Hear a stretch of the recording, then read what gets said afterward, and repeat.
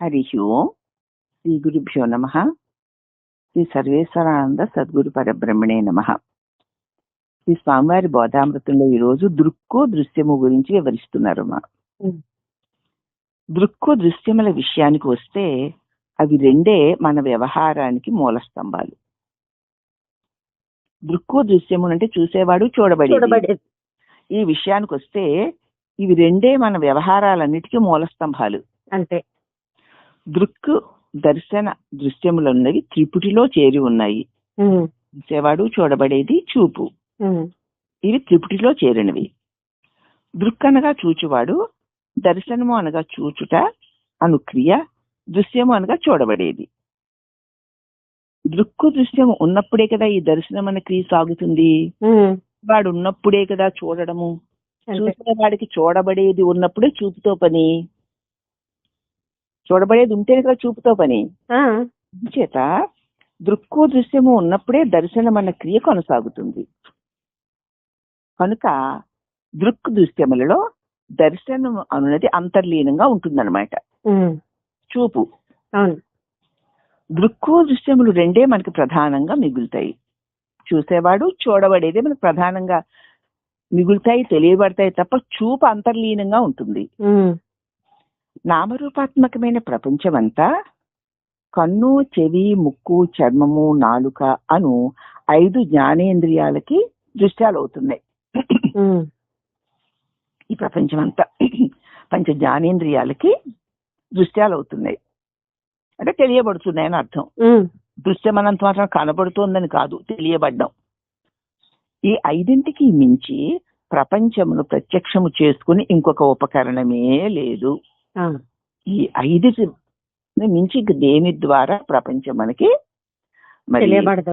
ప్రత్యక్షం అవ్వదు, తెలియబడదు. అసలు 6వది అయిన ఇంకొక విషయం ఈ ప్రపంచంలో లేనే లేదు. ఉన్నది పంచ విషయాత్మకమే. పంచభూతాత్మకము, పంచ విషయాత్మకము. 6వది మరొకటి లేనే లేదు. లోకములన్నీ దృశ్యములే అయితే ఏ లోకమైన దృశ్యమే కదా, అంతే, తెలియబడేదే కదా. ఈ ఇంద్రియములన్నీ ద్రష్టలవుతాయి. లోకాలన్నీ విషయాలైతే మనకి దృశ్యాలైతే ఈ ఇంద్రియాలు 5 ద్రష్టలవుతాయి. అవే దృక్కులు. దృక్కు ద్రష్టే దృక్కు కదా, అంతే. అంచేత పంచేంద్రియముల ద్వారా తోచే విషయముల దృష్ట్యా చూస్తే అదే కదా మరి పంచేంద్రియాల ద్వారా పంచ విషయాలు తోచే ఈ విషయాల దృష్ట్యా ఇవి దృక్కు అయితే ఈ ఇంద్రియములు క్రియాశక్తికి ఆధారమై వీటి ద్వారా విషయాలను గ్రహించుచున్న అంతఃకరణ వీటికి దృక్కు అవుతుంది. అవునా? అవును. మంచి జ్ఞానేంద్రియాల ద్వారా తోచే ఈ విషయాలు దృష్ట్యా మనం చూస్తే ఈ పంచ జ్ఞానేంద్రియాలతో తోచే విషయాలు దృక్కులైతే ఈ ఇంద్రియాలు క్రియాశక్తి ఆధారమై వీటి ద్వారా విషయాలను గ్రహించుచున్న అంతఃకరణే ఇక్కడ దృక్కు. మనసు గత విషయాలకు సంబంధించిన ఆలోచనల మీద గాని భవిష్యత్పరమైన ఆలోచనతో గాని నిమగ్నమై ఉన్నప్పుడు ఇంద్రియములు దృశ్యములైన విషయములు ఉన్ననూ గ్రహించలేవు.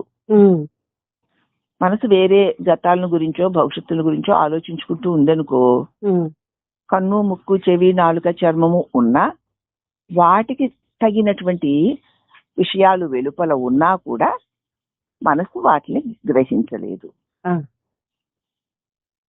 వేరే ఆలోచన నిమగ్నమై ఉన్నప్పుడు ఇంద్రియాలు దృశ్యములైన విషయములు ఉన్నను కూడా గ్రహించలేవు. శబ్దస్పర్శ రూప రసగంధములను విషయములు ఇంద్రియాల మీద ఆధారపడి మనకి తెలియబడుతూ ఉంటే, అవునా, అంతఃకరణ యొక్క ఏకాగ్రత వల్లనే ఇంద్రియములు ఆ విషయాలను గ్రహించగలుగుతున్నాయి. ఈ ఇంద్రియాలు ఈ శబ్దస్పర్శ రూప రసగంధాలు ఇంద్రియాల మీద ఆధారపడి ఉన్నాయి. ఉన్నా కూడా ఆధారపడి మనకు తెలియబడుతూ ఉంటే అంతఃకరణ ఏకాగ్రత వల్లనే ఇంద్రియాలు విషయాలను గ్రహించగలుగుతాయి. అంతఃకరణ ఆ విషయాల మీద ఉంటేనే ఆ విషయాలు మనం గ్రహించగలుగుతాం, అంతే. విషయాలు గ్రహించగలుగుతాయి. ఉమ్, ఈ విషయములు దృశ్యమైనప్పుడు ఇంద్రియములు దృక్కు అవుతున్నాయి అన్నమాట. ఉమ్, విషయములు అంటే దృశ్యాలు, దృక్ అంటే దాన్ని తెలుసుకునేవాడు. ఉమ్. అందుచేత విషయాలు దృశ్యమైనప్పుడు ఇంద్రియాలు దృక్కులవుతున్నాయి. ఇంద్రియాలు దృశ్యములైనప్పుడు అంతఃకరణ దృక్కు అవుతోంది. ఈ అంతఃకరణ కూడా ఆత్మదృష్ట్యా చూస్తే దృశ్యమే. నేను అను చైతన్య శక్తి ఈ ఉపాధిలో వ్యవహరిస్తూ ఉన్నంత వరకే అంతఃకరణ పనిచేయగలుగుతుంది. నేను అన్న చైతన్య శక్తి లేకపోతే అంతఃకరణ చైతన్యం లేదు కదా. లేదు. అందుచేత నేను అనే చైతన్య శక్తి ఈ ఉపాధిలో వ్యవహరిస్తూ ఉన్నంత వరకే అంతఃకరణ పనిచేయగలుగుతుంది. కనుక ఇక్కడ ఆత్మ దృక్ అంటే నేను అన్న చైతన్య శక్తి ఇక్కడ దృక్, అంతఃకరణ దృశ్యం.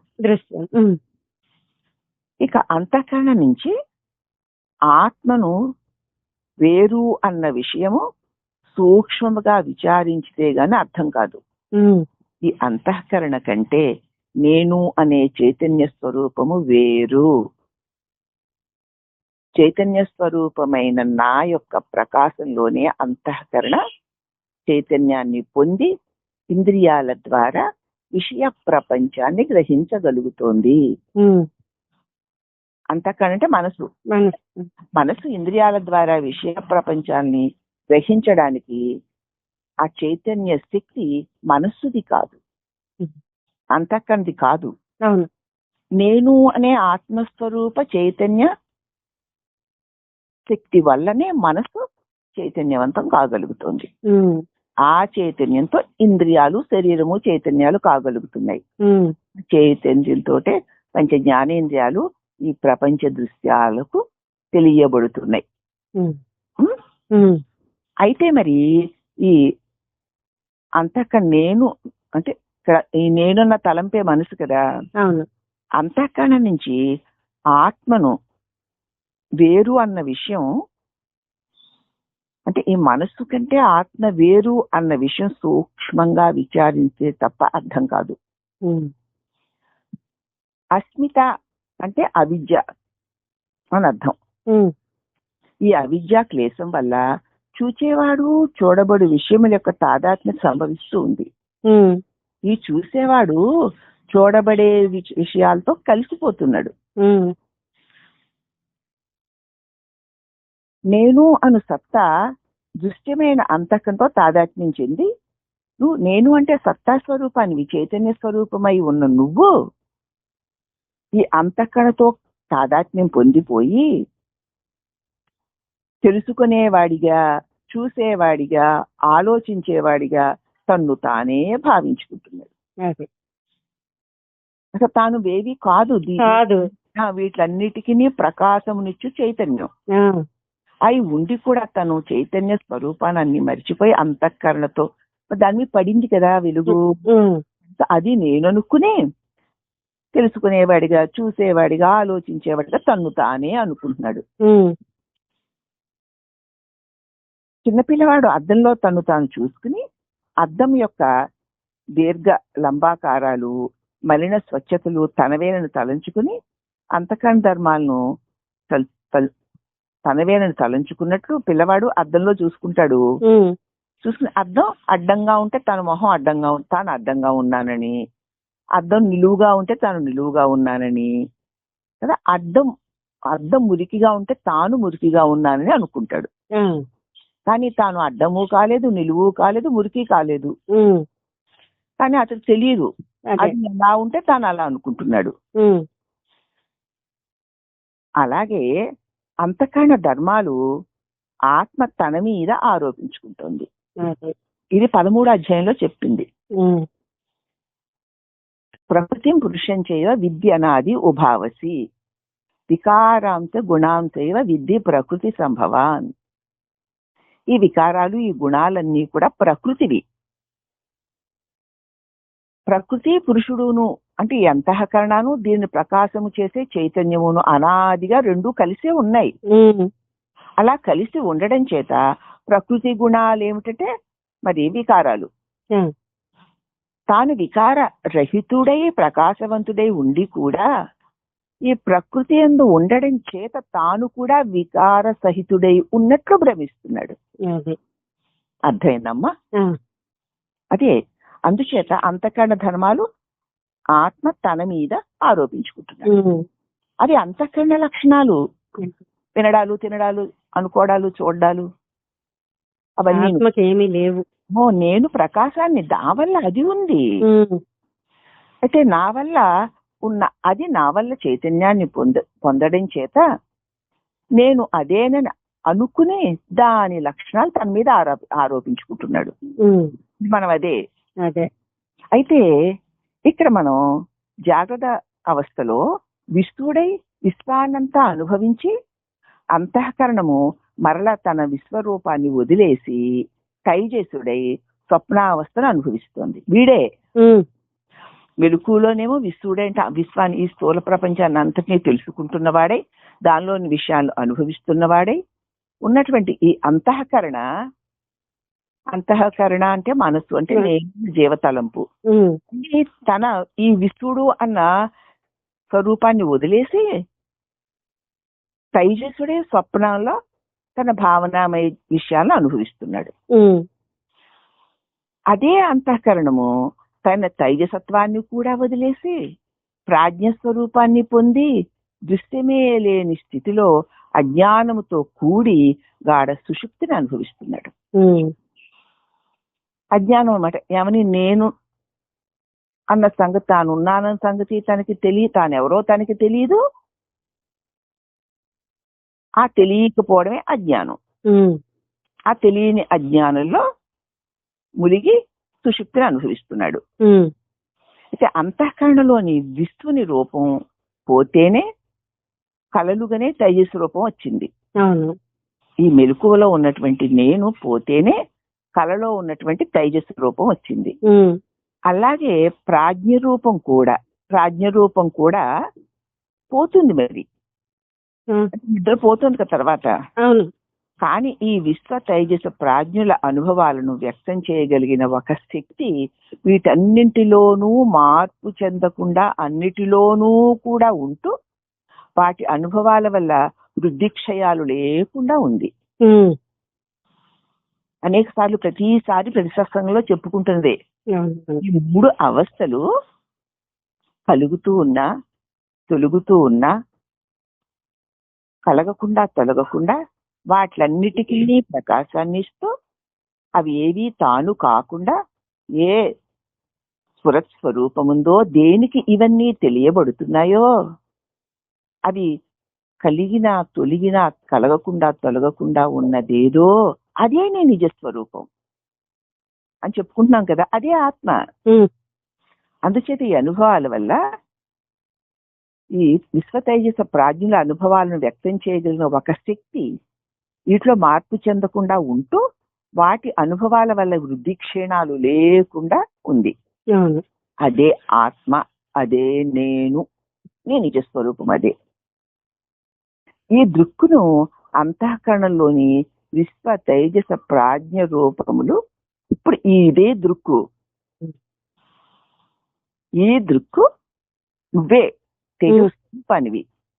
ఇక అంతఃకరణలో విశ్వ తేజస ప్రాజ్ఞ భావాలు దృశ్యాలు కలుగుతుండగా అవన్నీ నీకు ఆత్మస్వరూపమైన నీకు అవి దృశ్యాలు అవుతున్నాయి. వీటి నువ్వు దృక్ స్వరూపమైన చైతన్య ప్రకాశానివి.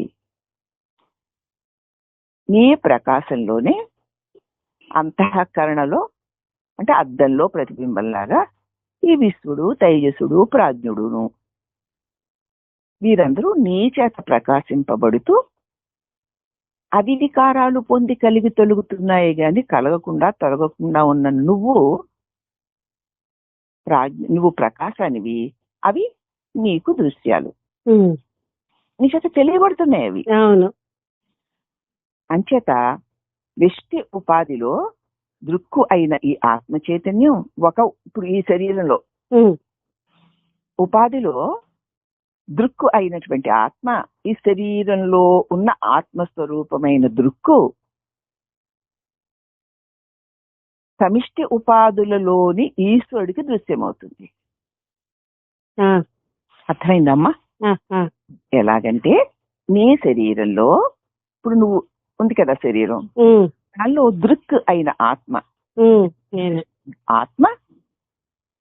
ఆ ఆత్మ చైతన్యము నీలోనే ఆ చైతన్యం దృక్ స్వరూపమే ప్రకాశిస్తుంది. ఇంద్రియ మనోబుద్ధులను నీ అంతఃకరణలో కలుగుతున్నటువంటి విశ్వ తైజస ప్రాజ్ఞులను, అంటే నిద్రని మెలకువని కళని ప్రకాశింప చేస్తూ తానవేవి కాకుండా ఏ తెలివైతే సదా ప్రకాశిస్తూ ఉందో ఆత్మ అదే నువ్వు. అట్టి నువ్వు ఆ ఆత్మే సమిష్టి ఉపాధులలోనూ ఉంది. ఆ సమిష్టి ఉపాధుల్లోనూ ఉన్న ఆ ఆత్మ ఈశ్వరుడు. ఇప్పుడు చైతన్య స్వరూపమై ఉన్న నీకు ఈ దేహేంద్రియ మనోబుద్ధులు, ఈ అంతఃకరణలో ఉన్నటువంటి జాగ్రత్త స్వప్న సుషుప్తి అవస్థలు కలిగి తొలగడాలు ఎలాగని నీకు దృశ్యాలు అవుతున్నాయో, ఈ విశ్వంలో ఉన్న అన్ని ఉపాధులలోనూ ఉన్నటువంటి ఆ ఆత్మ చైతన్యాన్ని ఈశ్వరుడు అంటారు. ఈశ్వరుడికి ఇదిగో ఈ సమస్తము దృశ్యమవుతుంది, అనగా తెలియబడుతుంది అనమాట. ఈశ్వరుడు సమస్తమును తెలుసుకుంటున్నాడు. అయితే వ్యక్తిగతమైన ఉపాధిలో ఉన్న నువ్వు నీ దేహేంద్రియ మనోబుద్ధులు, నీ జాగ్రత్త స్వప్న సుషుప్తి అవస్థలు మాత్రమే తెలుసుకుంటున్నావు. ఈ నువ్వే ఈ శరీర పరిధిలో ఉండబట్టి దీనిని మాత్రమే తెలుసుకున్న వాడి వల్లే ఉన్నావు గాని, ఈ నువ్వే అన్ని ఉపాధులలోనూ వ్యాపించి ఉన్న చైతన్యమై ఉన్నావని తెలుసుకుంటే నువ్వు ఈశ్వరుడివే. ఆ ఈశ్వరుడికి ఈ సమస్త శరీరాలు, ఈ సమస్త అన్ని శరీరాలు, అన్ని శరీరాల యొక్క అవస్థలకు కూడా ఆయనకి దృశ్యమవుతాయి, అనగా తెలియబడతాయి అనమాట. అంటే చూచువారనందరూ చూచువాడు, చూచువారనందరూ చూచువాడు. ఈ శరీరంలో నీవు నీ దేహేంద్రియ మనోబుద్ధులను, నీ అవస్థను చూచువాడవై ఉన్నావు కదా. అలాగ చూచువారందరినీ చూచువాడు ఈశ్వరుడు.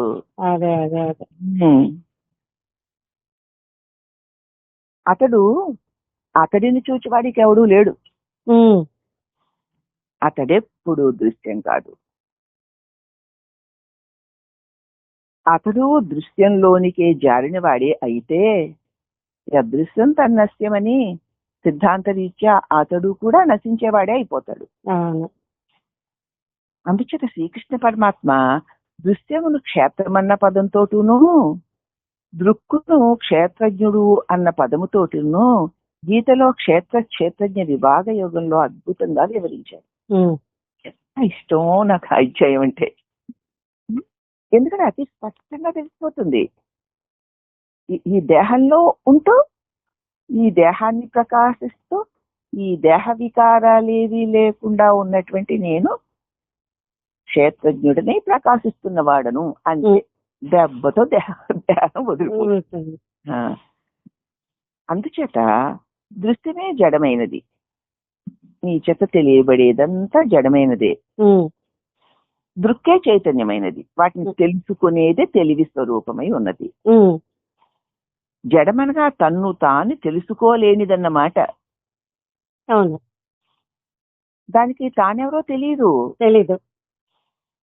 ఇప్పుడు మనందరితో కూడా నేనెవరో, నా నిజ స్వరూపం నాకు తెలిసేమిటి? నేనెవరో నీకు తెలియకపోతే నువ్వు జడానివే, అంతే. నీకు నువ్వే ప్రకాశింపగలిగిన వాడవు కావు. ఆత్మ ప్రకాశంలో ప్రకాశిస్తున్నవన్నీ జడాలి. ఇప్పుడు మరి నీ జీవభావన స్వయం శక్తివంతమైంది కాదు కదా. కాదు. మరి నువ్వు జడానివేనా? మరి అంతే కాదు. గురువు చెప్పినట్లుగా ఈ జడమైన వాటిలన్నిటినీ ప్రకాశింపచేసే ఈ శరీరమునందు ఉన్నటువంటి చైతన్యాన్ని తెలుసుకున్నావు అనుకో, అదే జడాన్ని జడం చేసి నీవు చైతన్యమై నీ వల్ల తెలుసుకున్న వాటికి నువ్వు చైతన్యాన్ని ఇస్తున్నటువంటి ఈశ్వరుడు అవుతావు. అదే అందుచేత దృశ్యమే జడమైనది, దృక్కు చైతన్యమైనది. అనగా తన్ను తాను తెలుసుకొనలేనిదన్నమాట. తన చుట్టూ ఉన్న ప్రపంచాన్ని కూడా తెలుసుకోలేదు. చైతన్యమే దృక్కు, అది స్వయం ప్రకాశమైంది. తనను తాను తెలుసుకుంటూ తన చుట్టూ ఉన్న జడమైన ప్రపంచమును కూడా తెలుసుకుంటూ చైతన్యం కలిగిస్తోంది. అవునా? అవును. మరి నీ తెలివే కదా తల్లి. అవును, తెలివిలోనే సమస్తం ప్రకాశం పడుతుంది. మరి నువ్వెవరివి? తెలియబడే జడమైన దేహేంద్రియ మనోబుద్ధులా, దాని వికారాల నువ్వు కాదు. వీటిని వెలిగిస్తూ అన్నిటినీ దీని మార్పుల్ని తెలుసుకుంటూ ఉన్నటువంటి చైతన్య ప్రకాశానివి కదా. కాబట్టి తను తాను తెలుసుకుంటూ తన చుట్టూ ఉన్న జడమైన ప్రపంచాన్ని కూడా తెలుసుకుంటూ ఉన్న దానికి, వాటికి తనచ తెలియబడే వాటికి కూడా చైతన్యం కలిగిస్తున్నావు. నీవు శుద్ధ చైతన్యానివి, నువ్వు స్వయం ప్రకాశానివి.